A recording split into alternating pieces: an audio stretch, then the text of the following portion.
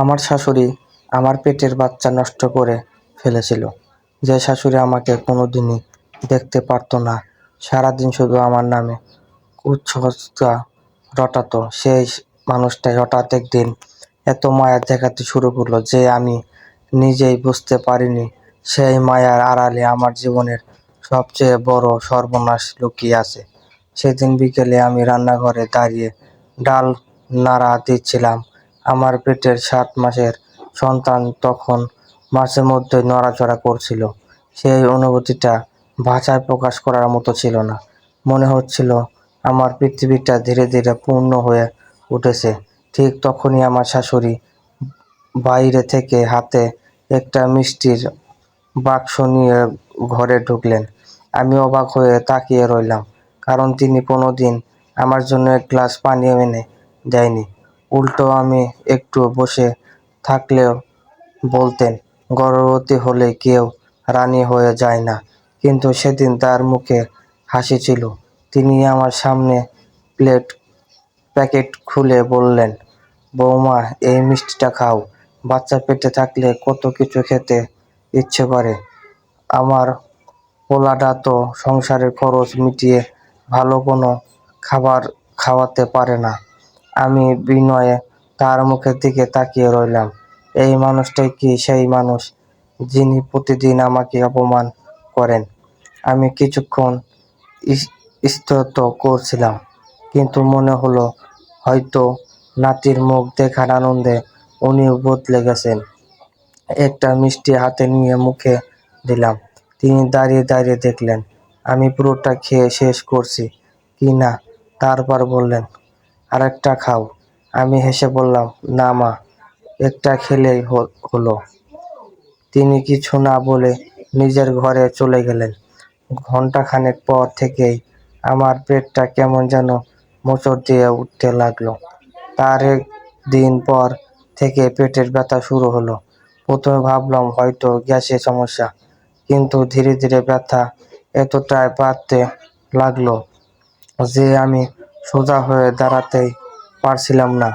আমি বিছানায় বসে কাঁদতে শুরু করলাম। আমার স্বামী তখনও বাড়ি ফেরেনি। আমি শাশুড়িকে ডাকলাম, মা, আমার খুব ব্যথা করছে। তিনি দরজার সামনে এসে একবার তাকিয়ে বললেন, গর্ভবতী হলে একটু একটু ব্যথা হবেই, বলেই চলে গেলেন। আমি ফোনে আমার স্বামীকে কাঁদতে কাঁদতে সব বললাম। সে আতঙ্কিত হয়ে বলল, আমি এখনই আসছি। 8 ঘন্টার মধ্যেই সে বাড়িতে পৌঁছে আমাকে হাসপাতালে নিয়ে গেলেন। ডাক্তার আমাকে দ্রুত ভর্তি করলেন। পরীক্ষা নিরীক্ষা চলতে লাগলো। আমি শুধু একটাই কথা বলছিলাম, ডাক্তার, আমার বাচ্চাকে বাঁচান। ডাক্তাররা চেষ্টা করলেন, কিন্তু কয়েক ঘন্টা পর একজন ডাক্তার খুব শান্ত গলায় বললেন, আমরা দুঃখিত, আপনার বাচ্চাটা পেটের ভেতর মারা গেছে। তাকে বাঁচানো সম্ভব হলো না। মুহূর্তের মধ্যে আমার পৃথিবীটা অন্ধকার হয়ে গেল। আমি শুধু চিৎকার করে কাঁদছিলাম। আমার স্বামীও মাথা নিচু করে বসেছিল। জীবনে প্রথমবার আমি তাকে শিশুর মতো কাঁদতে দেখেছিলাম। পরের দিন সকালে একজন নার্স আমার কেবিনে এসে খুব আস্তে বললেন, আপনি কি হাসপাতালে আসার আগে বাইরের লোকের কাছ থেকে কিছু খেয়েছিলেন?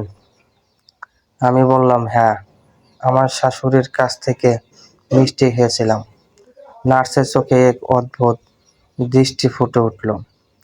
তিনি আর কিছু বললেন না, কিন্তু কয়েক মিনিট পর 2জন ডাক্তার এসে আমার স্বামীকে আলাদা করে তাদের কক্ষে ডাকলেন।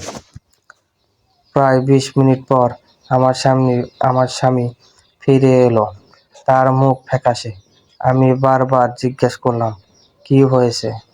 ডাক্তার কি বলেছে? সে কোনো উত্তর দিল না, শুধু আমার হাত শক্ত করে ধরে বসে রইল। ঠিক তখনই কেবিনের বাহিরে আমি আমার শাশুড়ির কণ্ঠ শুনতে পেলাম।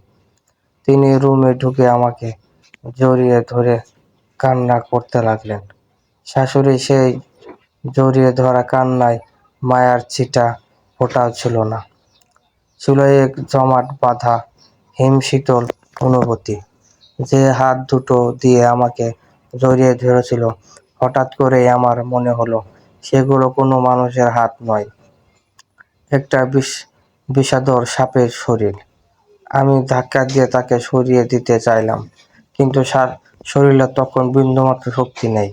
আমার স্বামী এক পায়ে এগিয়ে এসে থমথমে গলায় বলল, মা, তুমি একটু বাইরে গিয়ে বসো। শাশুড়ি আঁচলে মুখ মুছে চোখে কৃত্রিম বিনয় ফুটিয়ে তুললেন। কেন রে বাবা? আমি তো আমার বৌমার দুঃখে। স্বামী বললেন, না, তুমি বাইরে গিয়ে বসো। এবার স্বামীর গলার আওয়াজ এতটা গভীর আর ধারালো শোনালো যে শাশুড়ি আর একটা কথাও না বাড়িয়ে ঘর থেকে বেরিয়ে গেলেন। যাওয়ার আগে দরজার দিকে ঘুরে আমার দিকে একবার তাকালেন।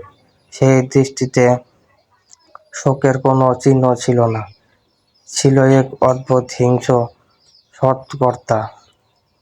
তিনি রুম থেকে বেরোতেই আমি স্বামীর হাত চেপে ধরলাম।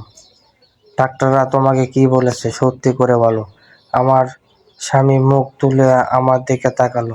তার চোখে তখন কোনো জল নেই, কেবল জ্বলছে তীব্র এক দাবানল। সে পকেট থেকে একটা একটা রিপোর্ট বের করলেন। ডাক্তাররা এই রক্তের রিপোর্ট দেখে স্তব্ধ হয়ে গেলেন। স্বামী কাঁপানো গলায় বলল, তোমার রক্তের খুব উচ্চ মাত্রার এক ধরনের বিষাক্ত বিষ পাওয়া গেছে, যা গর্ভাবস্থায় দিলে কয়েক ঘন্টার মধ্যে গর্ভপাত ঘটনা এবং বাচ্চার হার্টবিট বন্ধ করে দেয়। এটা কোনো সাধারণ কেমিক্যাল নয়, এটা পশুর গর্ভপাতের জন্য ব্যবহৃত একটা ডেঞ্জারাস গ্যাস। রিপোর্টটা হাতে পাওয়ার পর মুহূর্তের মধ্যে স্বামীর চোখের আগুনে যেন আমাকেই পুড়িয়ে ফেলার মতো এক দৃশ্য তৈরি হলো। সে হঠাৎ শক্ত হয়ে আমার দিকে ঘুরে দাঁড়ালো। তার গলায় রগগুলো ফুলে উঠেছে, চোখ দুটো দিয়ে রক্তের ঝরছে। যেন তুমি কি করেছো এটা? সে প্রায় গর্জে উঠল, আমার সন্তানকে কেন শেষ করলে? আমাদের বাচ্চার প্রতি তোমার এত রাগ কিসের ছিল? ডাক্তাররা বলেছে বিষ। তোমার শরীরে বিষ আসলে কোথা থেকে? তুমি কেন মহাপরাধ বোধের শোধ নিলে আমার নিষ্পাপ বাচ্চাটার ওপর?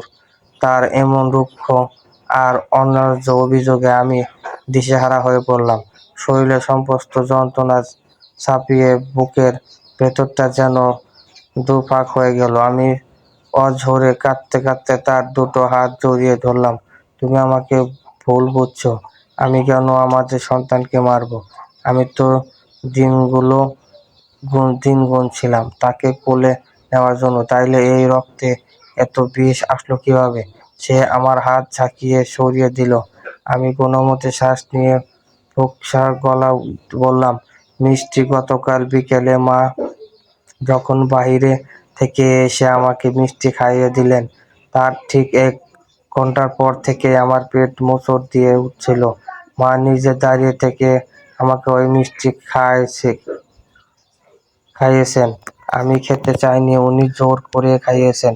আমার কথা শুনে স্বামীর মুখের রাগের ভাবটা এক মুহূর্তে থমকে গেল। এক অজানা আশ্চর্য তার চোখ দুটো বড় বড় হয়ে গেল। সে আর একটা শব্দ উচ্চারণ করলো না, স্তব্ধ হয়ে দাঁড়িয়ে রইল কেবল। বিকেলের দিকে ডাক্তার আমাকে ছাড়পত্র দিলেন।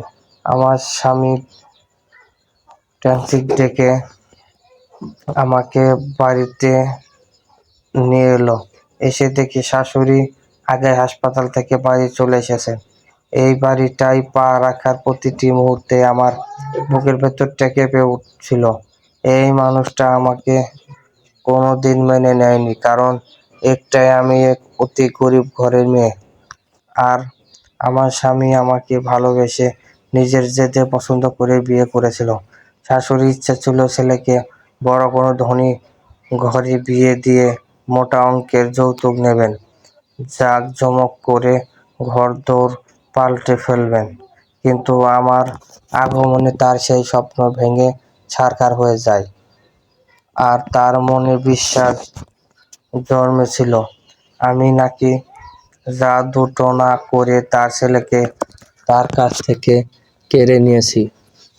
সারাদিন পাড়াময় ঘুরে ঘুরে আমার নামে মিথ্যা অপবাদ আর কুসংস্কার রটানো ছিল তার নিত্যদিনের কাজ। স্বামী আমাকে ধরে সাবধানে ঘরের ভেতরে নিয়ে বসালো। তারপর দরজার দিকে তাকিয়ে গভীর গমগমে গলায় ডেকে উঠল, মা এদিকে এসো।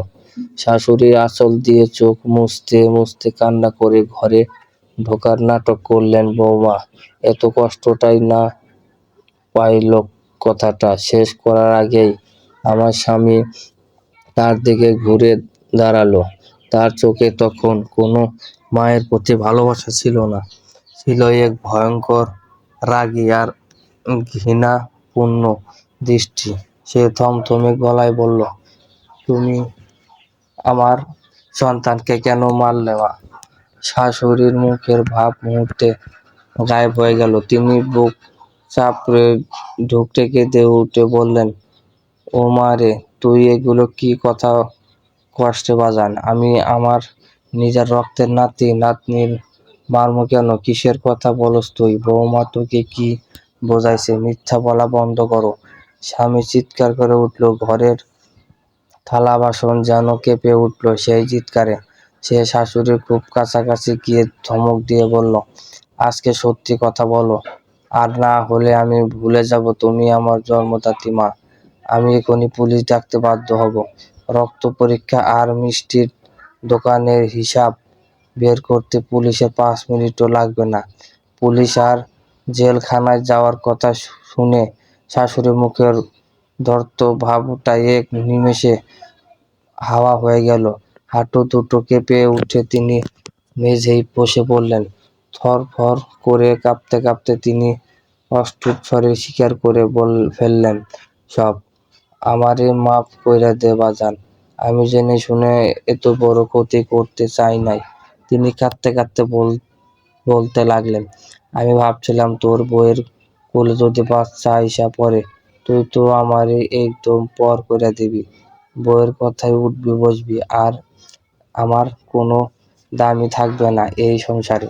তাই আমি না বুঝে ওই ওষুধ আইনা মিষ্টিতে মিশাইছিলাম, কিন্তু এতটা হয়ে যাবে আমি বুঝি নাই রে বাবা। মা হয়ে নিজের স্বার্থের জন্য একটা নিষ্পাপ প্রাণকে এভাবে বিষ খাইয়ে হত্যা করার নজির শুনে ঘর জুড়ে এক অদ্ভুত নিস্তব্ধতা নেমে এলো। আমার স্বামী কিছুক্ষণ তার দিকে পাথরের মতো এক দৃষ্টিতে তাকিয়ে রইল। তার চোখ থেকে জল গড়িয়ে পড়ল, তবে সেই জল শোকের নয়, চরম বিষাদের। সে শাশুড়ির সাথে আর একটা বাক্য ব্যয় করল না, ঘর থেকে বের হয়ে চলে গেল। পরবর্তী তিনটে দিন আমরা একসাথে থেকেও একে অপরের পর থেকে হয়ে গেলাম। স্বামী আমার সেবা যত্ন করলো, কিন্তু নিজের মায়ের সাথে একটা শব্দ আর বলল না। আজ 3 দিন পর আমরা আমাদের সামান্য গুছানো জিনিসপত্র দুটো ব্যাগে ভরে এই বাড়ির মায়াজাল আর বিষাক্ত অতীত চিরতরে পেছনে ফিরে বের হয়ে এলাম। আমার স্বামী পরিষ্কার জানিয়ে দিয়েছে, যে মা নিজের স্বার্থের জন্য নিজের নাতিকে হত্যা করতে পারে সে মায়ের সাথে সম্পর্কের রীতি এখানেই। আমরা শহরের অন্য প্রান্তে একটা ছোট ভাড়া বাসায় নতুন করে উঠেছি। আমাদের কোল এখন খালি, বুকের ভেতর সন্তান হারানোর যন্ত্রণা দাউ দাউ করে জ্বলছে, কিন্তু একে অপরের হাত দুটো আমরা শক্ত করে ধরে রেখেছি। বিষাক্ত সম্পর্কের বেড়াজাল ভেঙে এই রক্তে চোয়া ঘরের শত্রু ভীষণকে পেছনে ফেলে আমরা আবার নতুন করে জীবন গড়ার স্বপ্ন নিলাম। সমাপ্ত।